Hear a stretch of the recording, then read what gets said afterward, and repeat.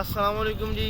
मैं थोड़ा अपना प्यारा हसन रहमय शाह लैंदे पंजाब तो अज हैगी 8 फरवरी तो साढ़े मुल्क हो रहा इलैक्शन। साडा हल्का वा NA 97 तो PP 103। मैं अपनी ज़िंदगी का पहला वोट पान जा रहा तो बड़ी खुशी आ कि अज मैं अपना पहला वोट पाऊँगा किसी उम्मीदवार को जिहड़ा साडे वास्ते चंगा होगा या साडा अच्छा सोचूगा। तो वोट पाने तो बाद मिलते हैं क्योंकि मोबाइल जाना अंदर मना वा, इस करके थोड़ा नहीं दिखा सकता मैं, लेकिन वोट पाने तो बाद थोड़ा मैं आके दसांगा भी की सोच रहा। 2 hours later.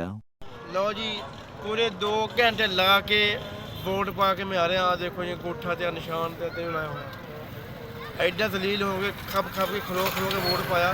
एडा आसान नहीं है वोट पाना भी।